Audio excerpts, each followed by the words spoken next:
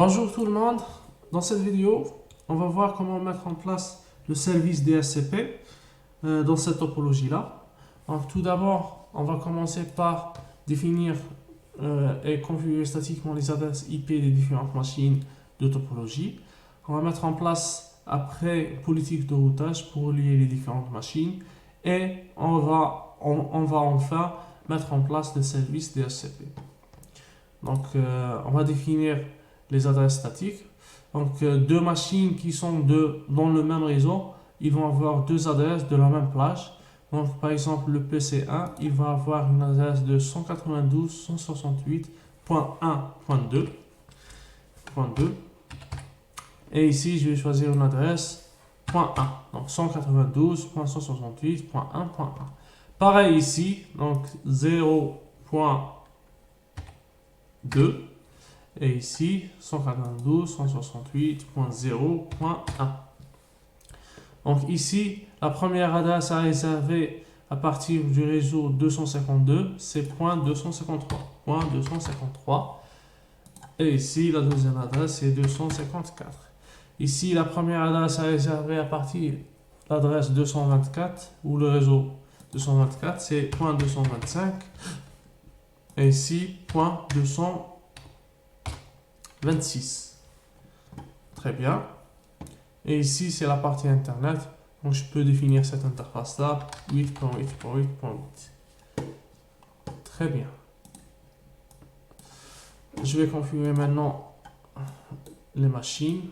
Desktop, IP configuration, 192.168.1.2. Et la gateway par default, c'est .1. Donc, la gateway par default, c'est .1. Très bien. Ici, je vais faire 0.2 et la gateway par default c'est .1. Voilà, 0.1.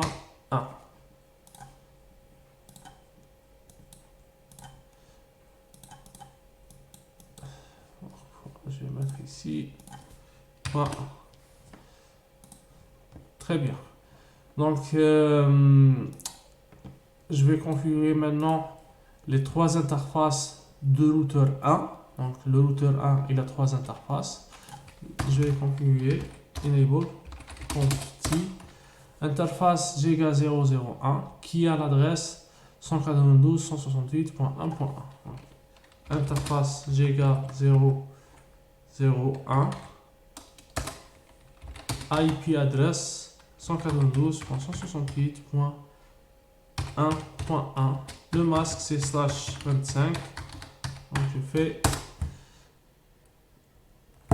Après, on va configurer l'interface Giga00, donc Giga00, avec l'adresse 0.1.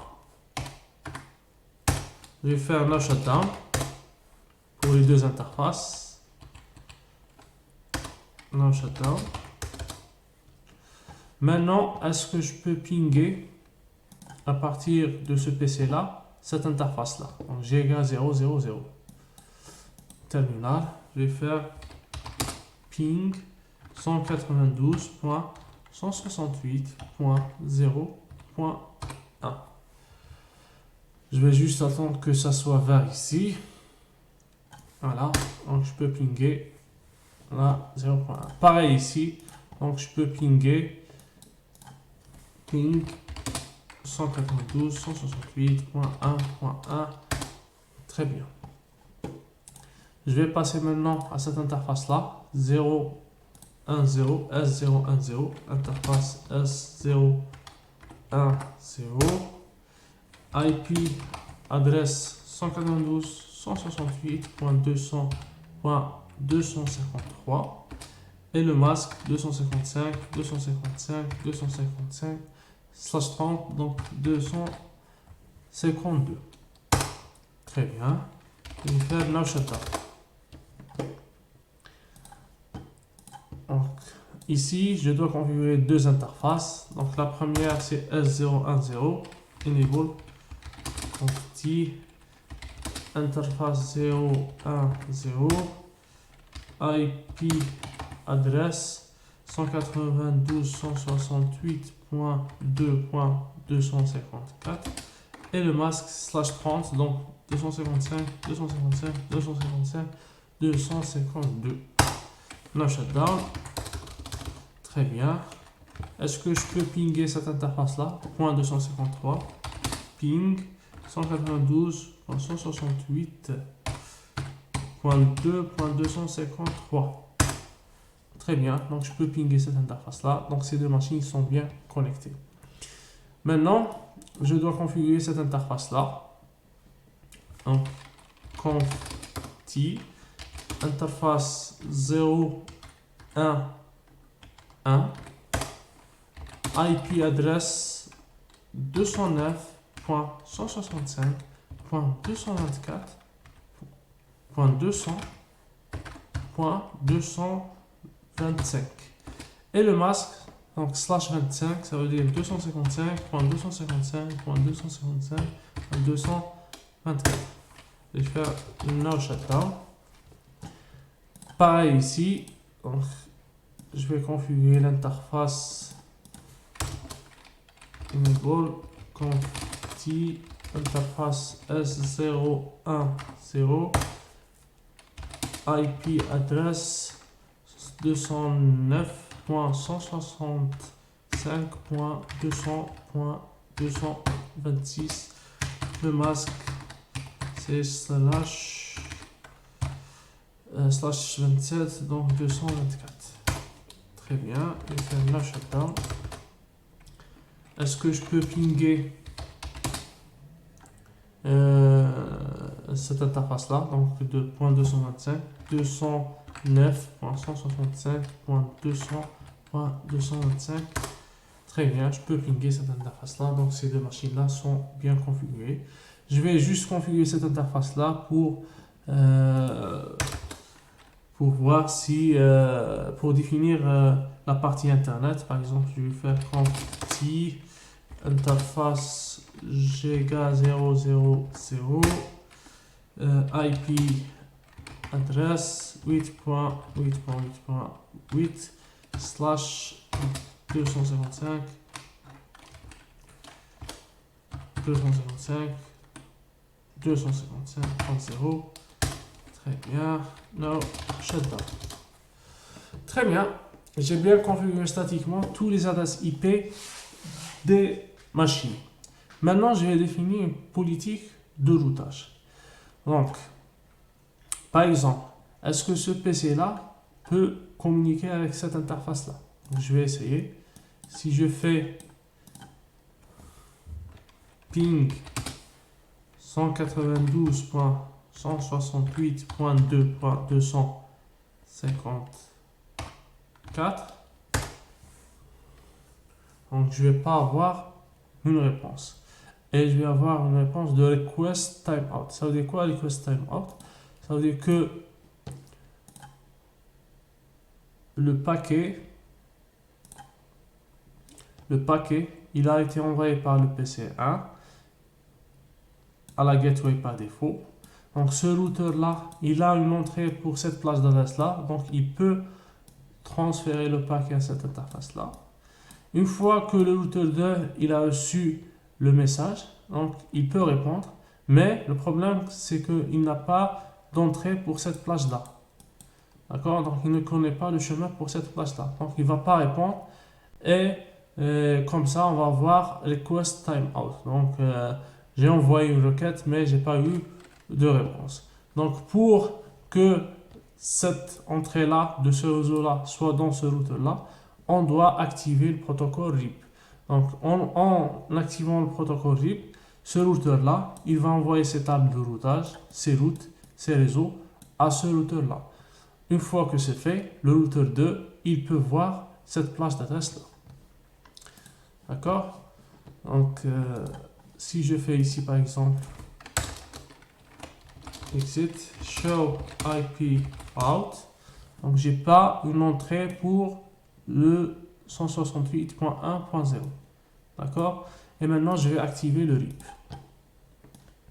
Donc, je vais activer le RIP ici dans routeur 1 conf t router RIP version 2.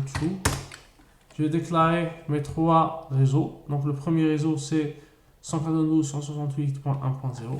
Network 192.168.1.0. Le deuxième c'est 0.0. 0.0. Et le troisième c'est 192.168.252. 252. Très bien. Ici, je vais activer le RIP aussi. Conti router RIP version 2. Quels sont les réseaux que je dois déclarer? Donc, je dois déclarer que ce réseau-là. Parce que je ne peux pas activer le RIP dans cette interface-là. Ça, c'est la partie Internet. Donc, si j'active le RIP ici, ça veut dire que je peux envoyer mes tables de routage, ma topologie à ce routeur-là. Alors que les tables de routage, les informations de topologie sont des informations sensibles. On ne doit pas envoyer ça à l'Internet ou à d'autres routeurs qui ne font pas partie de l'entreprise locale. Donc, je dois activer le RIP juste pour ce réseau-là. Donc, ce réseau-là, c'est 192.168.2.252. Très bien. Maintenant, normalement, le routeur 2, il a reçu les tables de routage et les informations de routage de routeur 1. Donc, normalement, il peut voir ce réseau-là. Si je fais show IP route, voilà. Donc, je remarque ici que j'ai eu des informations et des entrées à partir du protocole RIP des deux réseaux 1.0 et 0.0. Maintenant, ce PC-là, il peut pinguer cette interface-là, .250. Très bien. Maintenant, au niveau de ce routeur 2. Donc ça, c'est un routeur d'extrémité. Donc, c'est-à-dire que si je ne connais pas un réseau, je vais envoyer ça directement.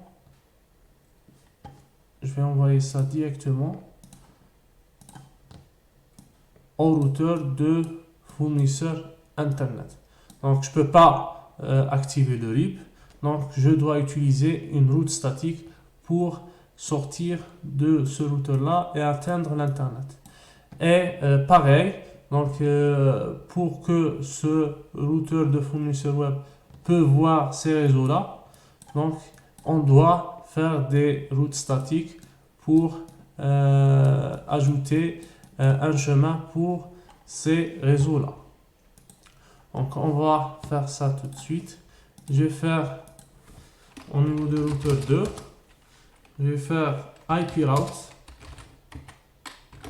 Donc, si tu veux sortir à n'importe quelle adresse qui a n'importe quel masque, donc tu passes par cette adresse-là, par cette interface-là, 209.165.200.226. Très bien.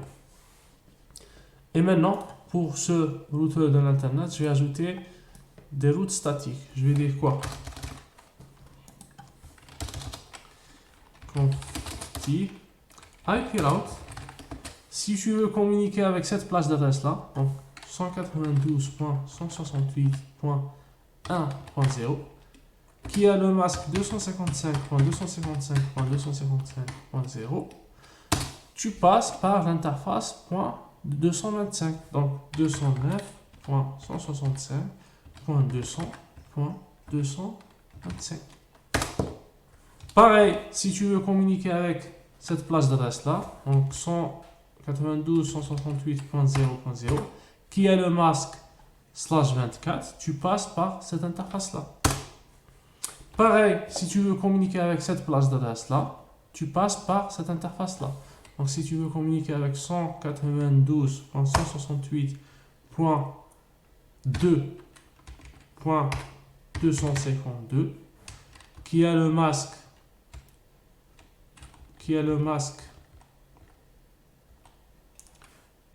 252. Donc tu passes par cette interface là. Très bien. Est-ce que là, maintenant, ce PC là peut communiquer avec cette interface là? On va essayer ça. Ping 209.165.200.226. Reply from 192.168.1.1, c'est-à-dire que cette interface-là.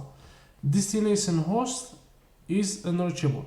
Ça veut dire que ce routeur-là, il n'a pas d'entrée pour cette adresse-là. Donc si je fais show IP route, donc je ne vais pas trouver une entrée pour ce réseau-là. Donc, comment ajouter une entrée pour ce réseau-là? Je peux l'ajouter statiquement. Donc, je peux faire ça. IP route. Ça veut dire si tu veux, par exemple, sortir n'importe quelle adresse qui a n'importe quel masque, donc tu envoies tes messages à ce routeur-là. D'accord? Ça, c'est la première méthode. On peut faire ça autrement. Je peux venir ici, au niveau de ce routeur-là. Donc, je vais demander à ce routeur-là d'informer les autres routeurs en disant, si vous avez une destination qui n'est pas dans votre table de routage, envoyez-moi ces requêtes-là. Comment faire ça? Donc, je vais communiquer cette information-là en utilisant le protocole RIP. C'est très facile à faire. Donc, je vais faire router RIP. Je vais faire default information originate. Si on voit ici, show IP route, donc on n'a pas une entrée par défaut pour les messages qu'on ne sait pas. Donc si je fais entrer ici, default information originate, et je vais afficher la table de routage une autre fois.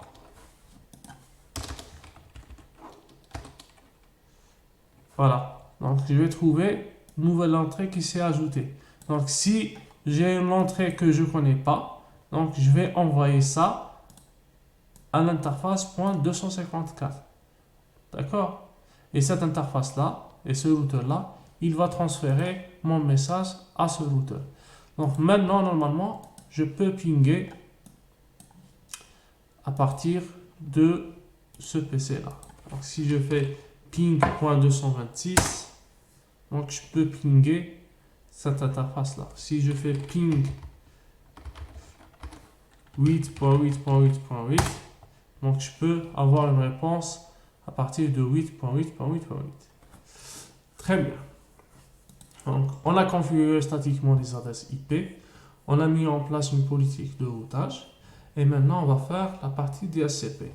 Donc, en premier lieu, on va mettre le serveur DHCP on a mis notre serveur DHCP au niveau de routeur 2. C'est-à-dire que le PC1, il va broadcaster les messages jusqu'au routeur 2 pour avoir des adresses IP. Le problème, c'est que le routeur, il ne transmet pas les messages de broadcast. Donc, il va les dropper. Donc, comment faire pour que les messages de broadcast DHCP arrivent à ce routeur-là? On va dire au routeur 1. Donc, si tu reçois un message DHCP à partir de cette interface-là, tu peux la transférer à ce routeur-là. D'accord? On doit l'activer. Et comment l'activer? En utilisant IP helper. Donc, je vais rentrer dans ce routeur 1.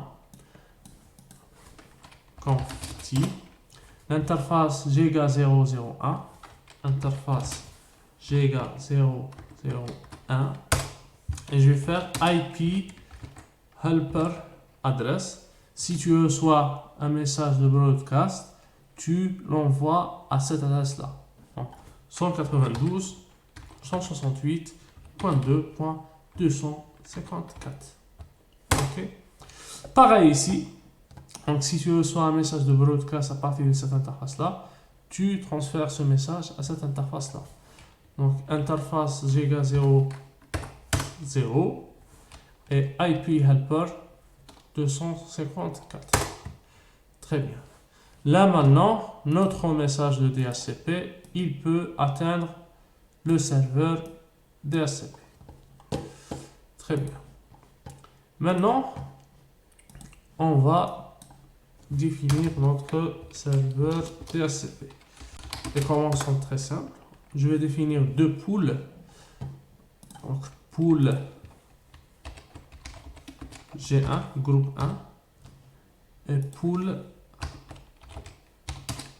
groupe 2. Et pour chaque pool, je vais attribuer cette plage d'adresse là. Donc je vais faire IP DHCP pool. Je vais le nommer G1, groupe 1. Et je vais faire network 192.168.1.0. Ok. Un compute command. Donc le masque 255.255.0. Ok. Default router. Donc le gateway par défaut c'est .1. Donc 192.168.1.1. Très bien. Je vais définir un autre pool groupe 2. Il va distribuer les adresses à partir de la plage 0.0. Ok. Et le routeur par défaut c'est 0. La gateway par défaut c'est 0.1. Très bien. Maintenant, cette adresse-là, 192.168.0.1, elle est déjà attribuée. Elle est déjà attribuée ici. La 192.168.1.1, elle est déjà attribuée ici. Donc, on doit exclure ces adresses-là qui sont déjà attribuées. Donc, pour faire ça, donc je vais faire IP DHCP excluded address 192.168.1.1. Donc, à partir de l'adresse 1.1 jusqu'à, par exemple, 192.168.1.9. Donc, je vais exclure les 9 premières adresses. Pareil, dans le réseau 0.1, je vais exclure les 9 premières adresses. 0.9. Très bien.